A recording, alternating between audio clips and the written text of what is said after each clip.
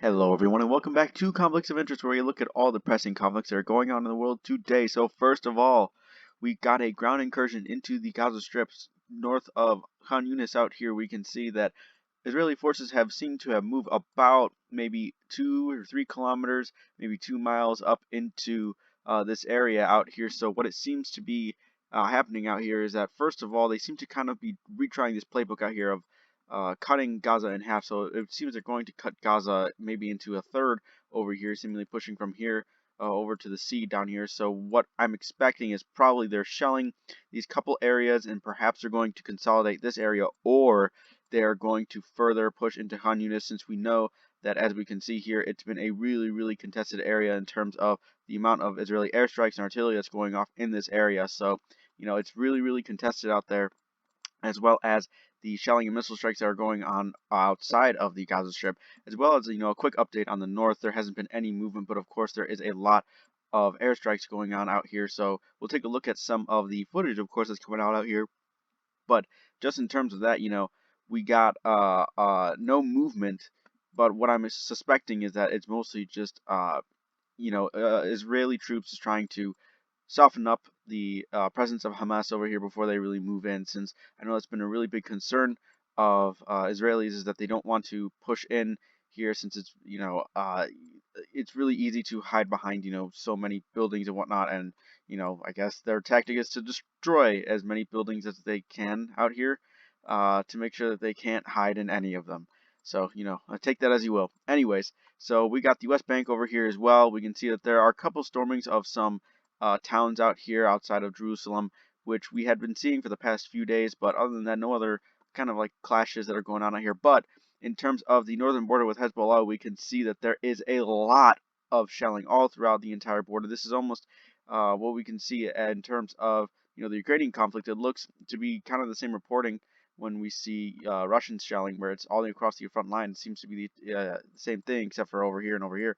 But there are some retaliations by Hezbollah, as we can see some ATGM and some artillery strikes out here. And what was really interesting that I saw is that Lebanese sources are reporting F-15s flying in the skies of Beirut over here in Lebanon. So, it's just interesting to see that what will this really surmount to in terms of not just, this conflict, since we know, I mean, as much as I had previously hoped that these guys, Hezbollah and, Hamas and Israel all weren't going to go at each other's throats, but especially Hamas and Israel trying to eliminate each other completely, as much as I really didn't want that to happen. Not to say that I harbor any sympathies for Hamas considering their attack, I don't, but I really was hoping that, it wouldn't come to this, that so many civilians in the entire Gaza Strip didn't have to be completely occupied and, frankly, leveled, since there's been a lot of, I'm sure you've probably seen some of the videos out there of, there was one I saw the other day of like a little girl going to her house after it was completely blown out, and she's crying. But I mean, it's war, right? It's just it's what's gonna happen. And it's probably not the only time that's happened. I'm sure that's probably been happening, thousands of times, probably tens of thousands of times, but it's not always filmed.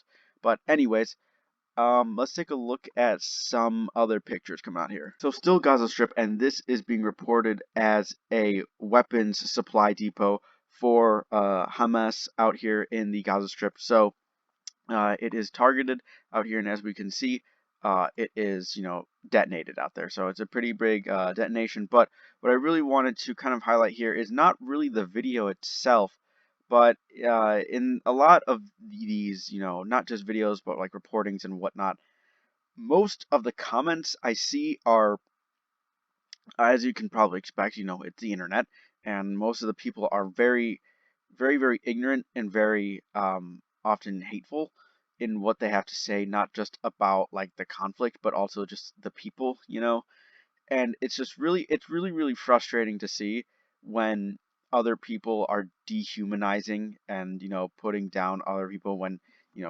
they are subject to things like this. So it's just it's really disheartening to see.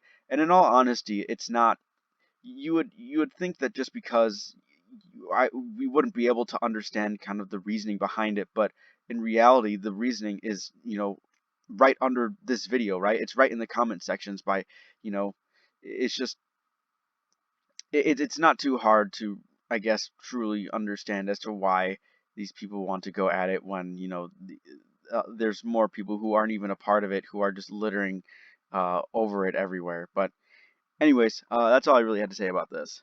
Okay, now taking a look at Ukraine over here, all we have is just an update around Avdiivka over here. As we can see, the front line is sort of just mostly updated, just in terms of the north out here. So as we can see, that Russian forces have a bit more in terms of this Kutabalka sort of area, and for the most part, the front line has also just been mostly consolidated. But other than that, there has been any other updates in terms of the front line. So maybe people in the comment section can update me a bit on this, but I'm sure you've probably heard if you've been following the Ukrainian conflict at all, but if you haven't, Russians have taken some ATVs, I believe they were being called, from China out here, and as we can see, there are a few destroyed vehicles out here, but from what I understand is that, of course, these vehicles, since they're, made from in China, they're being reported as being, cheap and unreliable and whatnot. But from what I understand, a lot of Chinese production, at least relatively lately, of course, in the past that was the tendency, considering like the amount of bootleg things that come out of China, and still somewhat do. But more official products that do come out of China are more or less reliable and better than they used to be. So if anybody can tell me in the comment section, if that sort of sentiment has changed over time, like if that actually is true, especially in terms of these vehicles out here.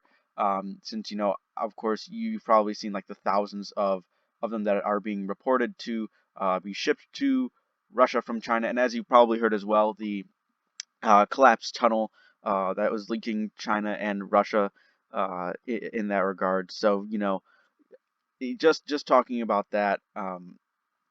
From what I've heard, and especially not just kind of machine products, but also like clothing and whatnot. Just most manufactured goods from China are, of course, as you'd expect, better over time, but are the stigma from products from not just really China, but a lot of those areas are, of course, looked down upon. But as of lately, they've mostly changed in terms of kind of quality and whatnot.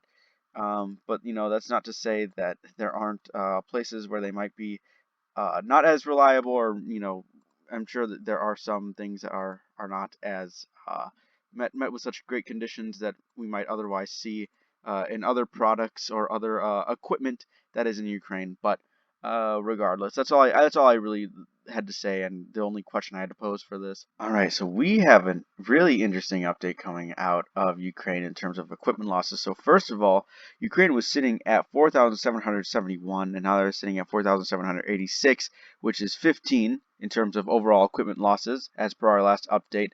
And Russia was sitting at 13,269, and now they're at 13,285, which is about 16. So we're sitting at about a 1-to-1 ratio, which, if you remember, in terms of equipment losses throughout this entire war, it has been about 1-to-3 in terms of favor of Ukraine. So why are we all of a sudden seeing a 1-to-1? I mean, it very well may just be reporting in terms of, they're focusing more on Ukrainian losses as of right now, but from what I understand, it really hasn't been that way. So why, again, is it all of a sudden, why are suddenly we're seeing a drastic loss for Ukraine? What I'm suspecting is that perhaps they're trying to hold on to Avdiivka harder than Russia is trying to push. But even then, Russia has been pushing really, really hard for this area, and we haven't really seen too much in terms of counteroffensive, other than perhaps maybe Dnieper crossings, if that might be the main resource of their losses out here. And I mean, the fact that Russia has been trying to push for this area for so long. I mean, if we just start in November out here and we just kind of like push it back, they've had this place encircled for months and months and months and months. So, as per the reason why they're still trying to go for it, I mean, I'd imagine it's not really too specifically hard to, exactly defend this city. Well, what was a city? What is probably mostly now, considering what we're back in October now. Um, it's been so many months of just well, look, see, if we look at over here, it's if we look at October, and it's been what, 2 months, and they've advanced what? Let's move from over here to over here, 3 kilometers. 2 months and they've moved 3 kilometers. That's what, a few meters every single day. So yeah, just talking about Avdiivka, um, there really is not much of significance in terms of this area. Just trying to, I guess, consolidate the area around Donetsk over here. So, if that's really what they're trying to do, there isn't much like trying to push out here unless they want to go to Pokrovsk over here and maybe just try and, hop their way over these, tiny villages over here. But like I said, there aren't. I really, really, really doubt there's anybody living in Avdiivka anymore. And if there is, I feel really sorry for them, I guess. I don't know why you'd still be living in a place like this. It's been like almost literally completely surrounded for months, if not, a year, over a year. So, anyways, that's all we had to really talk about in terms of equipment losses. We also got 56 combat engagements being reported out here for Ukraine, so it's about in line with what we'd expect as of right now. And also, over here we have explosions being reported in northern Crimea. So, as well as the kind of cyclone that had hit Crimea a few days ago. We haven't really heard anything else in terms of what Ukraine is trying to do out there, if they're trying to exploit that or not. And of course, we see a decent amount of shelling and a lot of shelling sort of reported around here in Kherson, concentrated in this area. So, it's interesting to see, as we've talked about the Ukrainian crossing, and even though we haven't seen too much coming out of there as of recently, but yeah, other than that, some shelling going on in the north, but that's most really what's going on in Ukraine as of right now. So if anybody can tell me really quick, talking about Myanmar, if the junta has, low morale, and of course, everything I see is pointing towards that, but like we've talked about before, morale is really hard to gauge when you're on the other side, considering you're not a part of them, and you of course are inclined to say that they're, losing, they're weak, they have low morale. But if anybody can tell me in terms of the morale of the junta and like what they're really doing on the inside. Like, are they scrambling? Are they not really, like, are they relaxed? Do they really care? Or are they just, what I am suspecting, what I'm mostly suspecting is that they're probably like the Russian oligarchs, and also, to some extent as well, the Ukrainian oligarchs as well, that they mostly don't really care about the conflict or really the government or the state as a whole. They mostly just care about themselves and trying to exploit as much money as they can from the state and try to, like, essentially steal everything they can while the country suffers and is literally being torn apart from the inside out. But that's not to say that these guys are trying to tear the country apart. From what I understand, these guys are trying to bring it back together. These guys are the PDF, and this is in the Kayin state, I believe, in the city or town of Kaukarik.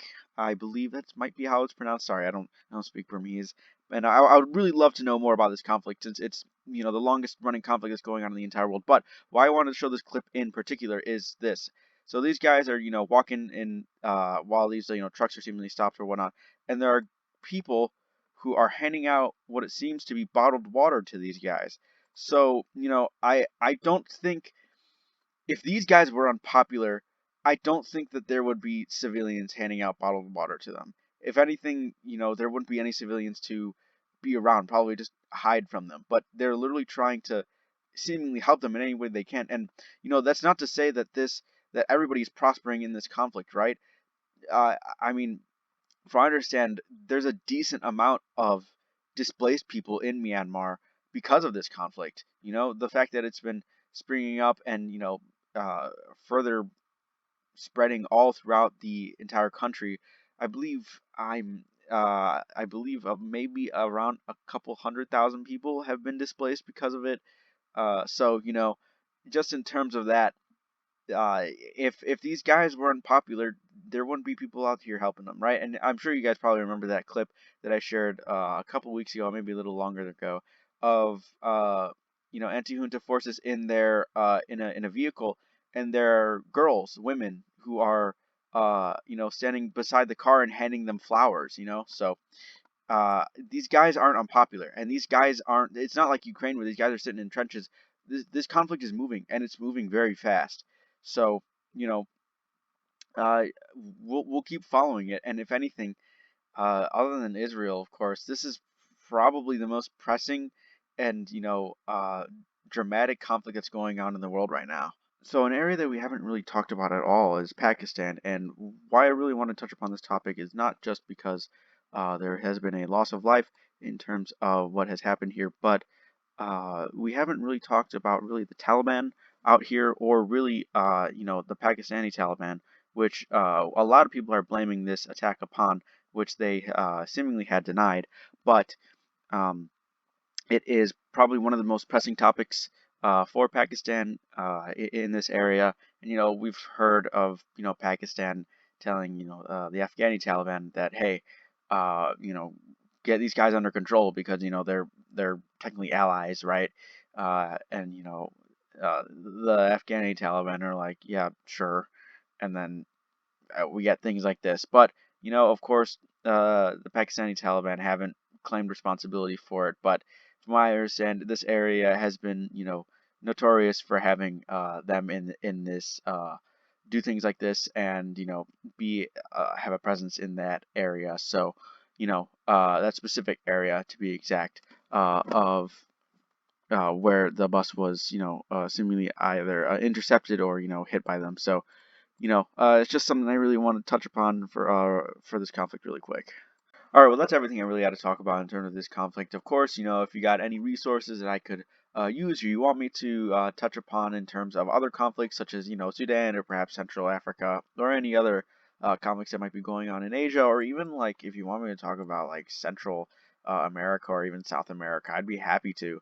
Since as we touched upon the other day, we got some tensions going on between Venezuela and Guyana out here, so we might see something happen out there. But of course, we'll keep touching upon the most pressing conflicts that are going on out here. And I just really want to say that I hope for an end to not just this conflict, even though we see a lot of civilian suffering because of this, but all conflicts. And I don't mean to say that in like some cliche way, but it's really tough to see all this footage and try and report upon it, because I do it mostly because I'm interested, but also because I know that other people are interested in it as well. So why not make content about it, right? Um, but doing it every day doesn't necessarily make it any easier to look at some of this footage out here, and especially some of the footage I see coming from Ukraine, where I see uh, especially as of lately, Russian soldiers making themselves casualties. We'll put it that way. While they're sitting in trenches. So that does not necessarily make it any easier to look at this. But like I said, I'm not saying it in a cliche way. In all honesty, I truly wish I didn't not necessarily need to do this, but I truly wish that I didn't I couldn't do this, because in the end of the day, I'm talking about look at this. I'm talking about bombs and tanks and shelling and death. Yeah. Anyways, so other than that, if you got anything else you want me to talk about, or any other comments or questions, leave them down below. And other than that, thanks for watching, everyone.